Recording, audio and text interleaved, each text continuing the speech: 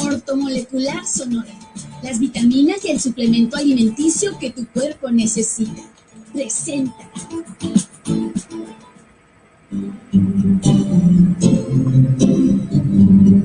Bienvenidos a Confieso que he leído, con Juan Manuel Ávila. Póngase cómodo y tenga a mano su bebida favorita. Y dispóngase a disfrutar 2 horas de libros, música, entrevistas, noticias, comentarios interesantes sobre diversos temas y mucho más. Leer un libro es avanzar un paso más en el conocimiento de uno mismo. Confieso que he leído. Iniciamos.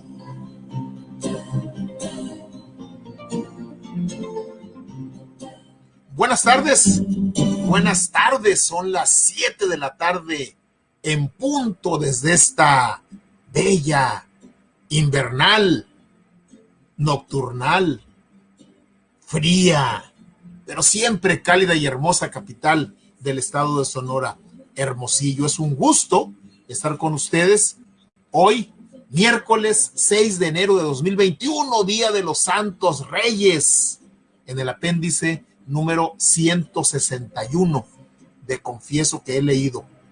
Bienvenidos.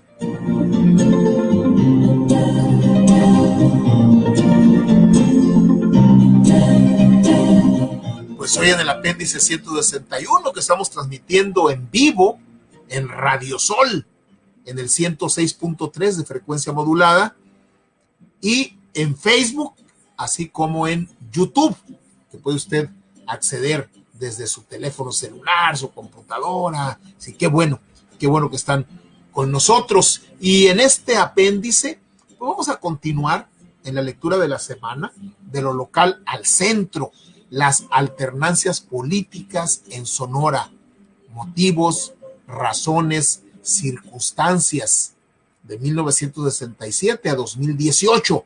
Y va a estar con nosotros el escritor mexicano, nacido en Sonora, por allá en Guatabampo, el maestro Bulmaro Pacheco. Vamos a tener para la reflexión, pues algo relacionado con Estados Unidos, pues disturbios en Estados Unidos, porque el presidente no quiere aceptar que perdió y no se quiere ir, ¿sí? Parece república bananera. Bueno, vamos a comentarles algo para la reflexión, ¿sí? Va a estar con nosotros el miércoles de felicidad, pues hoy es miércoles de felicidad, y va a estar con nosotros la joven Grecia Margot. Pues ya ven que dijimos que eran menores de 30 años y así son, ¿sí? Paulina Medina, Brando Ávila y ahora Grecia Margot, y el próximo miércoles va a estar el joven Raúl Villegas Martínez. Así es que miércoles de felicidad, vamos a ver qué nos dice esta joven acerca de la felicidad. Y la frase, pues la frase es acerca de la felicidad. Y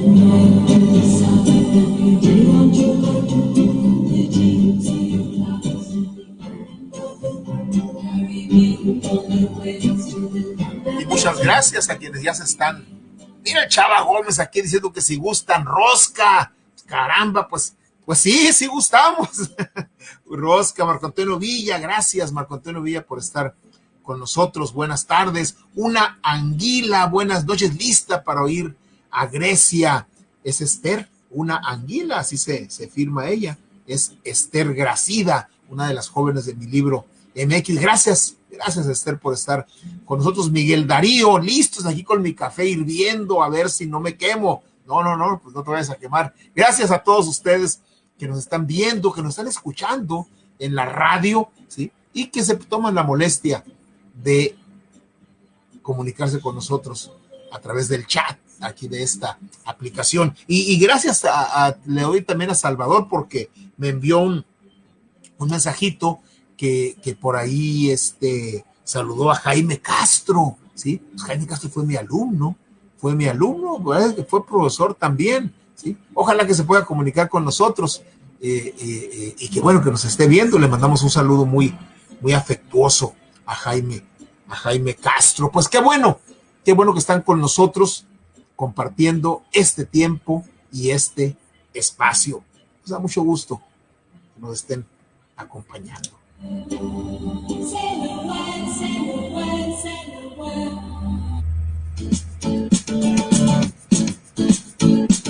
Bienvenido al mundo de las vitaminas. Nutrición ortomolecular. Te ayuda a obtener una nutrición óptima, de acuerdo a tus características personales. No existen enfermedades, solo deficiencias nutricionales. Visítanos en Facebook, @ortomolecularsonora, o escríbenos al correo electrónico ortomolecular.sonora@gmail.com. Te atiende la terapeuta Lilia Diana Miranda, diplomada en acupuntura, homeopatía y biomagnetismo. Fórmulas originales.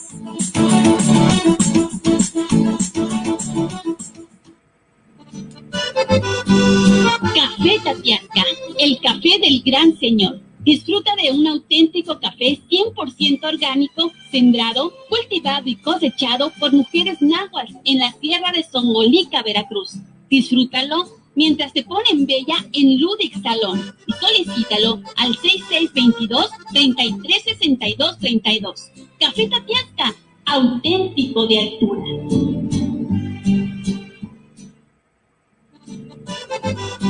Café Tatiasca, el café del gran señor, café auténtico de altura, presenta.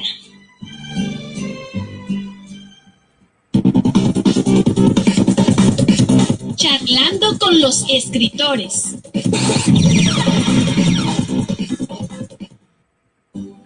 Pues ahora sí tenemos al maestro Bulmaro Pacheco. Ahí está con su cafecito y seguramente con su rosca ahí a un lado. Ahora, maestro, ahora sí pudiste entrar pronto, temprano.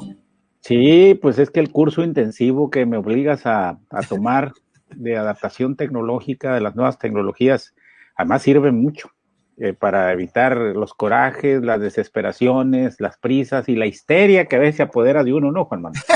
Así es, sí, porque estas cosas se supone que es para facilitarle la vida a uno, pero de repente se las complican, ¿no? Bueno, sí, lo que pasa es que también la pandemia ha obligado a este tipo de comunicaciones y tenemos que ajustarnos, adaptarnos, renovarnos, como alguien dijo allí que no entendía el concepto de disruptivo, pues eso es la disrupción, un cambio brusco para que mejores e innoves y tengas posibilidad de crear nuevas cosas, ¿no? Oye, maestro, antes de entrar en materia, me acordé que tú has sido una persona ligada a la educación durante mucho tiempo, ¿no? Te ha tocado incluso fundar instituciones, creo que estuviste de asesor con un secretario de educación, y por ahí me mandaste una foto de una reunión en la UPN, pues creo que de los años 90, que todavía ni nos conocíamos bien nosotros, ¿sí? ¿Cómo estás viendo este tema de la pandemia y la educación, maestro, relacionado con eso que me estás diciendo, de lo disruptivo? Pues mira, es un gran reto. Yo creo que la autoridad educativa fue sorprendida, no esperaba este fenómeno, como nadie lo esperaba en ningún terreno, las empresas, las casas de bolsa, los bancos, los ahorradores, los inversionistas, pero donde sí pega duro es en materia educativa, porque esta pandemia ha mostrado la enorme desigualdad que todavía padecemos en México, porque no todos los niños tienen una computadora en su casa, no todos tienen internet. Todavía yo a veces voy a lugares aquí hermosillos, no hay internet, por ejemplo, y es caro, tienes que pagarlo con mensualidades, y yo creo que mostró la enorme desigualdad. Yo espero que la autoridad educativa sea paciente, no fuerce a nadie a ir a clases antes de que se vacune la totalidad de niños y maestros, aún con semáforo verde en algunos estados como Chiapas, Campeche, creo que sí, que hasta Veracruz. Y Veracruz, bueno, hay que confiarse porque estamos viendo las cifras diarias y estamos pagando las fiestas de Navidad y Año Nuevo con muchos contagiados y más muertos todavía. Pero sí creo que el sistema educativo va a sufrir un ajuste, una sacudida enorme desde preescolar hasta posgrado, porque son situaciones nuevas que obligan a replantear el esquema de la educación e incluir ya sin reversa, o sea, irreversible, el sistema de educación en línea y fortalecerlo en todos los órdenes, ¿no? Sí, yo creo que los maestros sean preparados, porque no. Fíjate, yo me acuerdo cuando yo salí de la normal, nosotros nos habíamos formado en el tipo de primaria que habíamos tenido en nuestra escuela primaria como alumnos. O sea, la misma didáctica, las mismas materias, zoología, botánica, civismo, sí, todo eso. Bueno, carpintería. Pero cuando salí, maestro, estaba en el apogeo el régimen de Echeverría. Sí. Yo salí el 73. Y Echeverría generó un cambio, pero radical de la educación, ¿sí? Aclara de qué nivel saliste en el 73, porque hace 37 años ya, 38 años. No, hombre, todavía andaba haciendo mi servicio militar nacional, que no te digo todo. Sí. Pero lo que te quiero decir, maestro, es de que cuando nos dieron las plazas, antes de irnos a trabajar, nos dieron cursos de capacitación porque eran otros libros. Sí, claro. O sea, yo había estado en la primaria hacía muy pocos años realmente, hacía 7 años que había estado en la primaria, ¿sí? Y había tenido una formación ahí con los antiguos libros de texto y de repente, maestro, ya no hay historia, ya no hay civismo, ahí va el libro de ciencias sociales, ya no hay anatomía, fisiología, zoología e higiene, ahora hay ciencias naturales y así por el estilo. Entonces, nos capacitaron en la nueva. Sí, creo yo que hará falta lo mismo ahora, maestro. Sí, mira, yo lo veo con mis nietos que les pregunto, a ver, antes a Juan Manuel Ávila y a mí nos educaron viendo el municipio en segundo año, el estado en tercer año, el país en el cuarto, el continente en quinto y el universo en sexto, es decir, el mundo en completo. Eso era una buena metodología para que te introdujeras al conocimiento directamente de tu entorno, que razonaras lo que estaba pasando, que conocieras de fondo. Pues esto ha cambiado. ¿Por qué ahora el presidente cada rato dice que hay que plantar el civismo, que hay que establecer las humanidades? Porque la pluralidad en que nos hemos desarrollado, Juan Manuel, mucha gente la confunden con degeneración. Y lo que estás ejerciendo son tus libertades, ¿no? Es decir, ¿cómo íbamos a imaginar en aquel tiempo cuando estábamos nosotros en la primaria y en la secundaria que el régimen de libertades afectara o beneficiara a todo el entorno social para ver lo que estamos viendo ahora directamente? Entonces, yo creo que la educación tiene que dar pasos muy fuertes, muy rápidos para adaptarse a estas nuevas circunstancias, y sí creo que ha sido uno de los procesos que ha sido más afectados directamente por esta pandemia, porque no me imagino a los niños que toman clases en aulas sin luz o en el campo o abajo de árboles y demás, que me ha tocado verlos, que me lo ha tocado verlos allá en la Sábila y en otros lugares del sur. Pues, ¿cómo le hacen para entrar en línea? Porque también vemos el otro lado, Juan Manuel. Ahora hasta los vendedores de cachitos traen celular, los mariachis traen celular, los el que anda pidiendo dinero en la calle, el que anda trae celular en la calle, ¿sí? Sí, es decir, y tú vas a una comida o una cena y hay niños y están viendo el aparato constantemente. Bueno, ¿qué ven? ¿De qué les sirve? ¿En qué se ejercitan? ¿En qué se capacitan cuando están viendo y viendo y viendo? O antes te decían, cuando existía la teoría de la enajenación, que todavía existe en Marx, decían, oye, si ves tanta tele, te vas a enajenar, te vas a salir de ti mismo y no vas a ser tú mismo. Entonces, es lo que me preocupa a mí ahora con las nuevas generaciones, que en aras de estas tecnologías venga una enajenación masiva y pierdan el gusto por algo tan sabroso que es la lectura, tan formativo que es la lectura y tan ilustrativo para la educación que es leer, ¿no? Aunque claro, puedes leer en la computadora también. Así es. Fíjate que ojalá, maestro, bueno, estamos en plena época electoral, ya está el año electoral, ya el año electoral ya va para 5 meses. Y ojalá, en el caso de Sonora, ¿sí? Alguien nos va a gobernar a partir del próximo septiembre, ¿sí? 13 de septiembre. Puede ser Alfonso Durazo, puede ser Ricardo Burs, puede ser Ernesto Gándara. Ojalá bueno, algunos de los independientes, sí. Ojalá y puedan tomar en cuenta esos elementos porque son fundamentales. Y a propósito del proceso electoral, maestro, ayer te dejábamos de tarea cómo podemos relacionar tu libro, que es un libro de alguna manera, es un ensayo histórico, es una investigación hemerográfica y además de campo, de historia oral, ¿sí? En muchos sentidos, cómo lo podemos relacionar con el proceso. Pero antes, maestro, antes de que entraras a ese tema, me gustaría que alguno de los sucesos que tú indagaste, que tú plasmaste en tu libro y que te haya parecido, que te haya llamado la atención, que te haya o gustado mucho, o te haya impactado, o te haya causado hilaridad, o no sé, alguna emoción, o sea, alguno de los sucesos que viste, porque son infinidad. Pues mira, en primer lugar, el título del libro, de lo local al centro. La pregunta, bueno, ¿por qué se dio el cambio primero en lo local y luego en el centro? ¿Que no el centro es el territorio más informado, más culto, más información que los estados donde se dieron los cambios?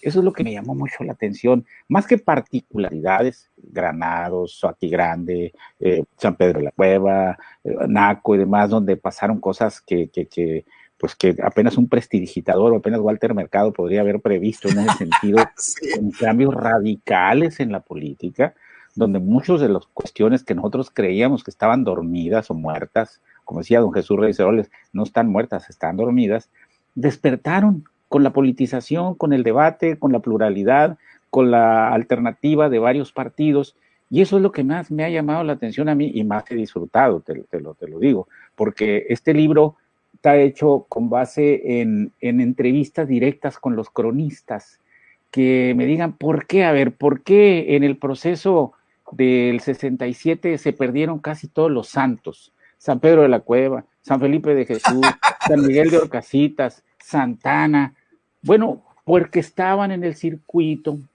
me dicen, del candidato a gobernador del PAN, que era muy querido en esa región, él era de Opodepe, entonces don Gilberto Suárez. Gilberto Suárez Arbizu, era de Opodepe, era un funcionario muy honrado, casado con una secretaria de educación del gobernador Obregón y luego de Encinas, fundador de la Universidad de Sonora, abogado prestigiado. Bueno, eso pegó duro, y cuando vemos las cifras de los padrones de aquella época, los familiares de ellos, me encontré con ellos también, sostienen que él ganó la elección. Eso es muy difícil ya de probar, y ya del 67 por acá más complicado.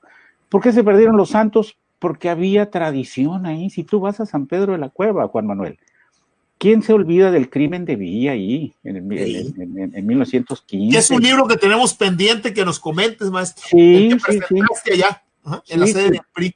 Si vas a San Miguel de Orcasitas, pues ¿quién te dice que ese municipio dio un constituyente, un diputado constituyente, Juan de Dios Bojorquez?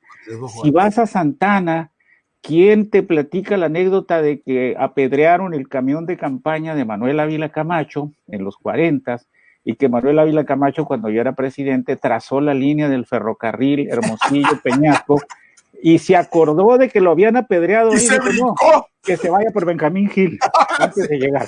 Y ya, Benjamín Gil lo agarra por Mexicali.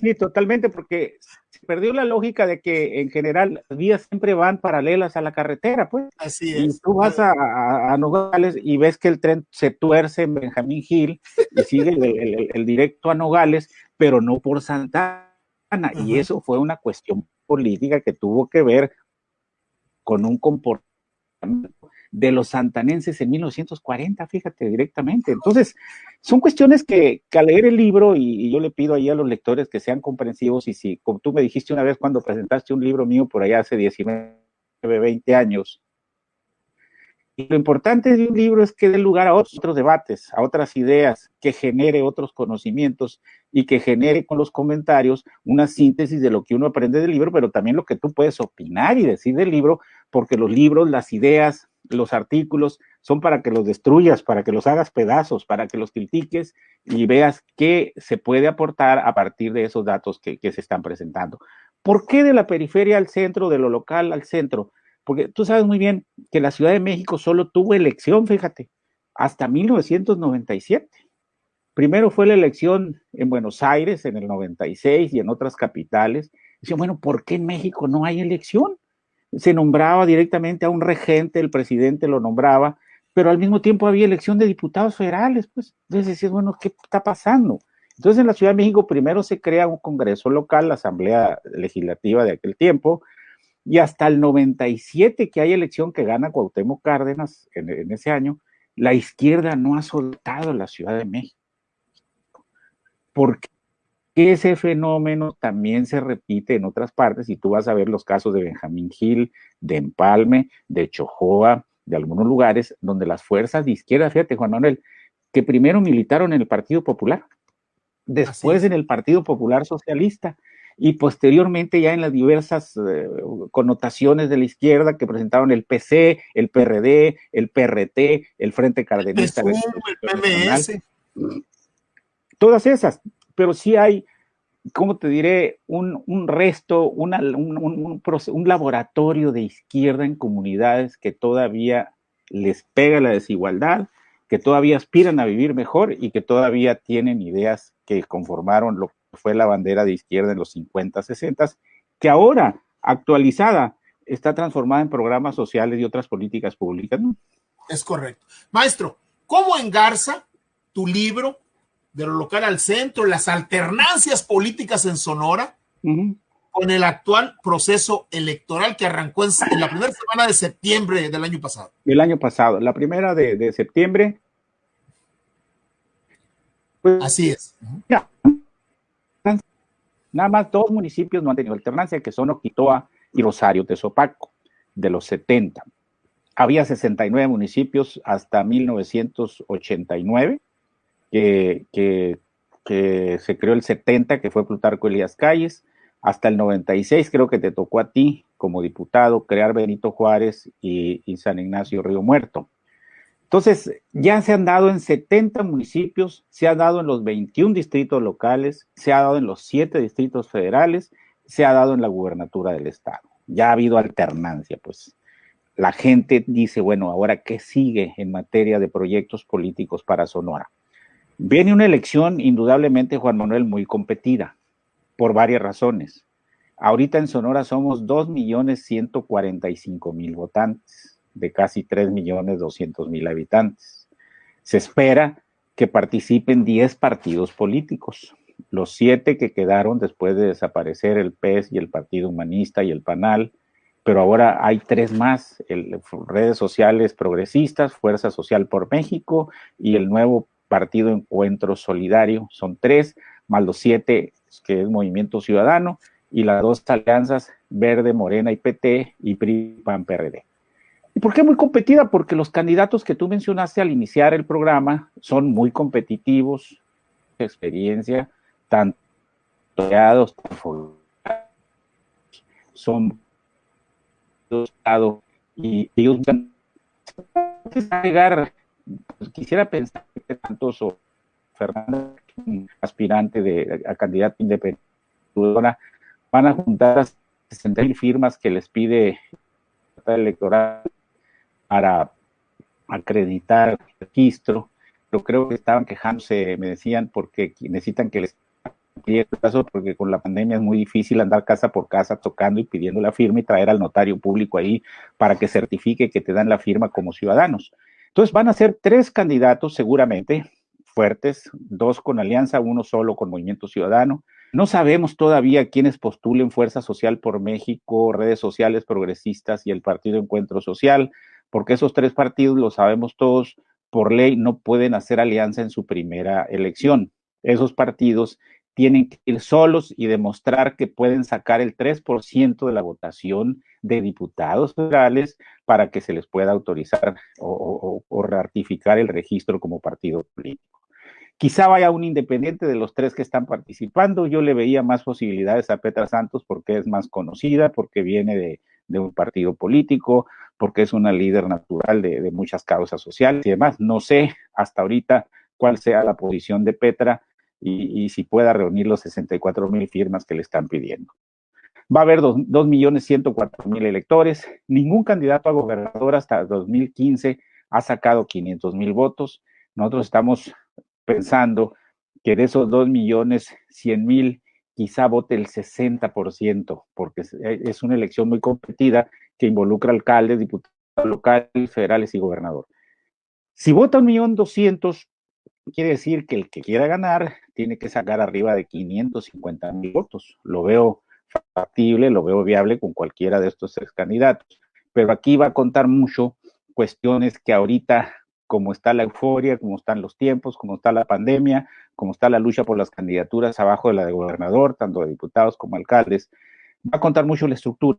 Va a contar mucho la estructura del partido que tengas y de antecedentes en las elecciones. 2, va a contar mucho la cara de los candidatos, porque no basta con decir que Durazo, que Ricardo Burso, que Ernesto Gándara, no, también quién va por Hermosillo, quién va por Guaymas, quién va por Cajeme, quién va por Nogales, y de estas gentes, como se refiere en el libro de la alternancia, es donde la gente saca sus conclusiones, si esos candidatos, si esos rostros que está viendo ofrecen alguna esperanza de resolver la problemática que se padece, o pueden ser el conducto para canalizar la demanda social, económica y política que está en la diversidad de la gente, que está esperando a ver quién va a ser el candidato para definir su voto. Porque aquí, ahorita encuestas van y encuestas vienen.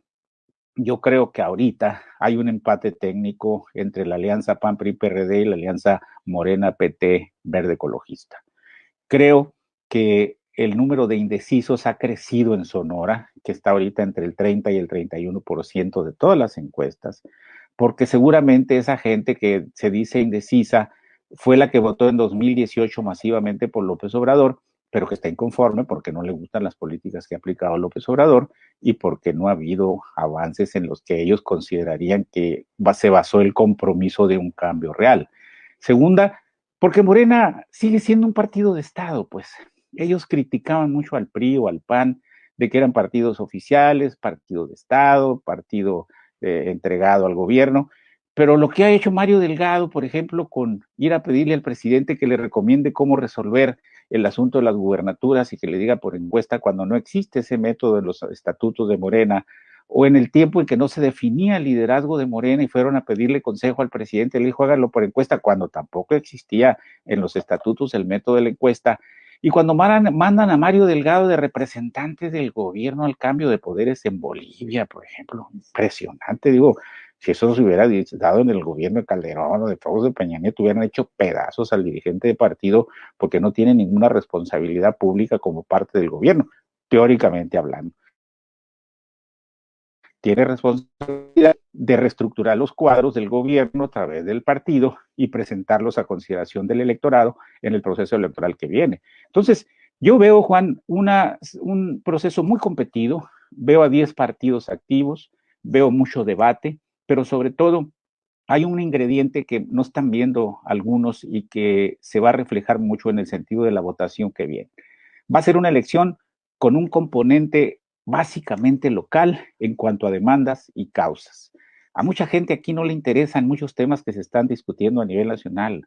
Ahorita la gran preocupación mía, tuya y de mucha gente es cuándo nos van a vacunar por lo de la pandemia, cuándo se va a recuperar la economía, cuándo se va a dar el regreso a clases, cuándo vamos a poder tener una vida normal como la tuvimos hasta febrero o marzo del año pasado, cuándo van a poder nuestros hijos o nuestros nietos ir a clases con toda tranquilidad, sin el peligro del contagio, y sobre todo, cómo vamos a seguir manejando la calidad de vida a la que aspira mucha gente de Sonora, que no se da todavía en muchos municipios, porque hay autoridades que en lugar de ofrecer un cambio o aplicar un cambio como lo ofrecieron, ha sido más de lo mismo o peor de lo mismo, y eso seguramente lo va a ver el elector. Porque los ingredientes también, más Juan Manuel aquí, que es la reelección o elección consecutiva, entre comillas, que así lo establece la Constitución, las constituciones y las leyes, para no caer en esa palabra odiada que pues fue el lema de Francisco I. Madero,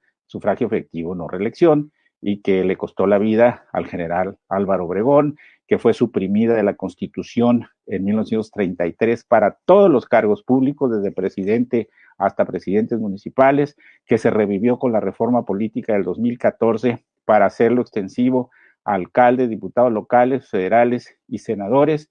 Entonces, viene la reelección, vienen los independientes, viene un nuevo sistema de vigilancia electoral, van a ser 164,000 casillas, vamos a hacer 93.5 millones de votantes a nivel nacional, son 4,000 casillas en Sonora.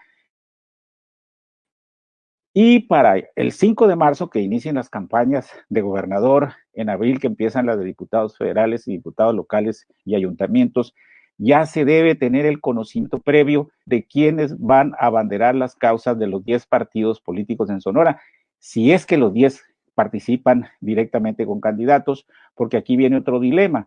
En la ley, en la Constitución ya se establece que de cada, por ejemplo, que de cada fórmula de ayuntamientos, el 50% deben ser mujeres y el 50% mujeres, es decir, los únicos partidos que tienen capacidad de postular, creo yo, en los 72 municipios son el PRI, PAN y Morena. Entonces, de los 72 candidatos o de las 72 candidaturas, 36 deben ser para mujeres, 10 u 11 distritos locales y 3 o 4 distritos federales. Y ya lo dijo el INE, de las 15 gubernaturas, cuando menos 7 deben de ser mujeres. Entonces, son ingredientes que van a marcar una elección atípica, única, como lo estamos viendo, porque hay elección de todo en todos los estados, salvo en Coahuila y en Hidalgo, que ya hubo de diputados y de ayuntamientos, pero en todos los estados va a haber candidatos de chile dulce y de manteca, e incluso en aquellos lugares tan polémicos como Baja California, que el gobernador Bonilla quería que la elección fuera hasta que terminara López Obrador, se opuso la Corte, el tribunal, y va a terminar su periodo este año con una nueva elección en Baja California. Y nombro Baja California porque Baja California, al igual que Hermosillo, Hermosillo fue el inicio de las alternancias en Sonora y Baja California el inicio de las alternancias en México. Por eso es una elección muy intensa que vamos a estar comentando cuando tú así lo indiques y lo sugieras, porque vienen cosas muy interesantes para Sonora y en los procesos electorales, Juan Manuel.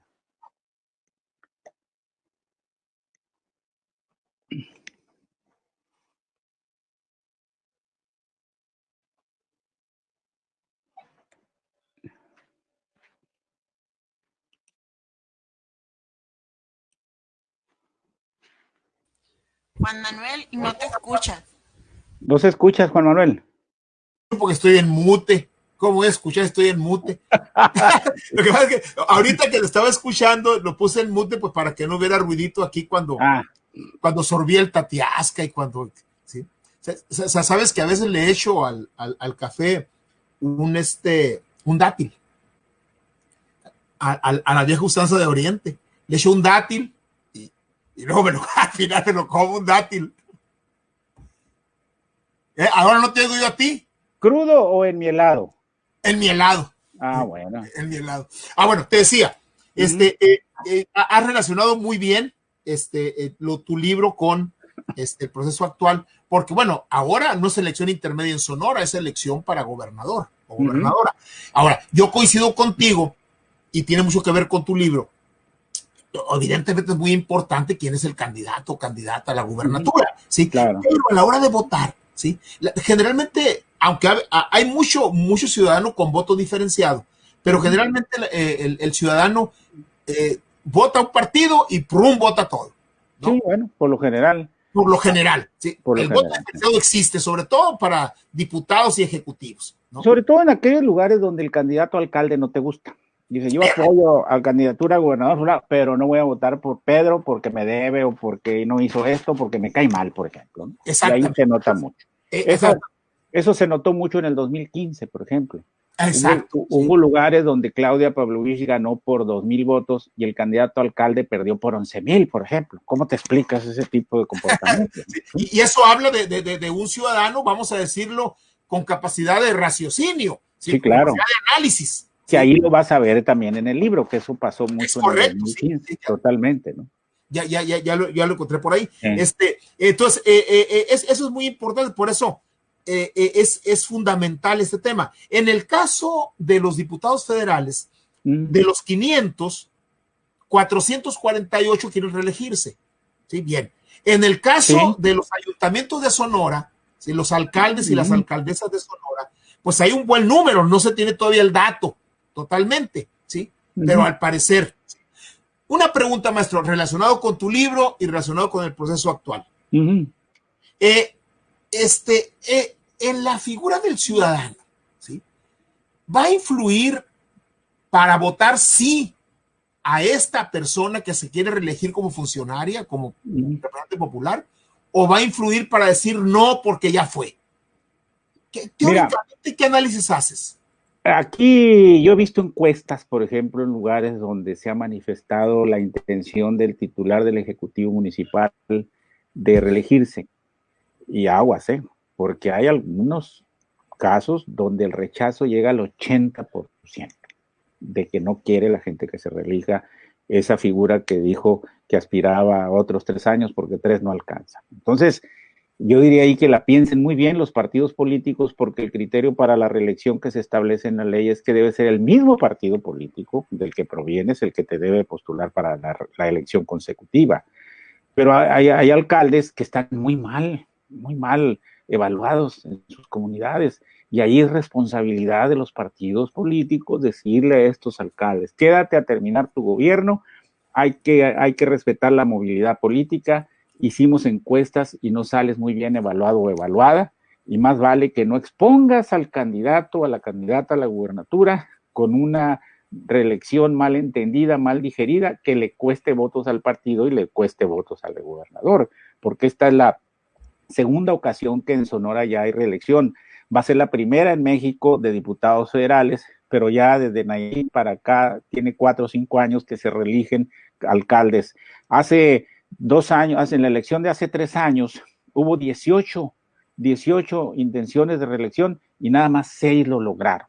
Hubo 17 candidaturas independientes a alcaldes y nada más 1 ganó. Quiere decir, bueno, que está avanzando la figura, que está avanzando el procedimiento, pero hay lugares que no quieren que el mismo gobierno, que el mismo personaje o la misma persona gobierne 2 veces consecutivas. Esa es una prueba para los partidos, Juan Manuel, y tendrá que replantear los partidos políticos a la hora de las estrategias, a ver qué tanto voto les arrima X o X candidato, o cuántos votos les quita con la intención de reelegirse.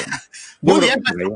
Mira, no sé si estás en disposición el próximo viernes. Sí, con mucho gusto. Sí, para saber, porque tengo una pregunta que no te la voy a hacer todavía. ¿Sí? Okay. Tengo una pregunta y muy relacionada con este tema, ¿sí? Muy relacionada con la alternancia, ¿sí? Sí. Y como analista de la realidad social y política del Estado y del país, creo que puedes tener una opinión muy importante. Pero el viernes vamos a platicar. ¿Te parece que el viernes platicamos? Sí, y también vamos a ver cómo evoluciona el famoso autogolpe de Donald Trump de hoy, ¿no? Sí, eso es muy importante, por supuesto. Porque, oye, parece una bananera, maestro. Pues te imaginaste que estabas en Honduras o en El Salvador o en Dominicana, no en Estados Unidos, los que presumen la democracia con todo, y ve lo que pasó ahora. Pues. Aguas con el populismo, ¿eh? Lo dejo de tarea a ti también. Bueno, maestro. Muchas gracias. Gracias a ti.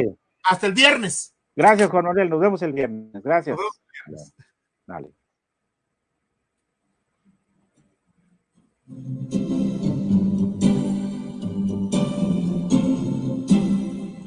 Muy interesante escuchar al maestro Bulmaro Pacheco y luego con este texto que, como bien dice él, es un pretexto para hablar de muchas cosas que vamos a seguir platicando, pero también es miércoles de felicidad y ya queremos escuchar a Grecia Margot a ver qué nos dice, ¿sí? Ya va a venir ella en unos 2, 3 minutitos. 2, 3 minutitos cuando mucho.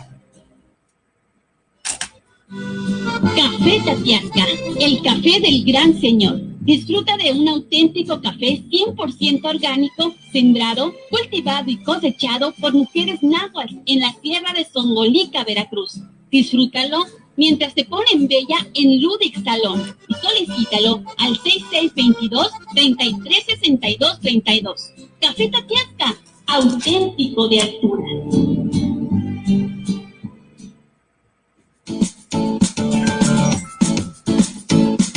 Bienvenido al mundo de las vitaminas. Nutrición ortomolecular. Te ayuda a obtener una nutrición óptima, de acuerdo a tus características personales. No existen enfermedades, solo deficiencias nutricionales. Visítanos en Facebook, @ortomolecularsonora, o escríbenos al correo electrónico ortomolecular.sonora@gmail.com. Te atiende la terapeuta Lilia Diana Miranda, diplomada en acupuntura, homeopatía y biomagnetismo. Fórmulas originales.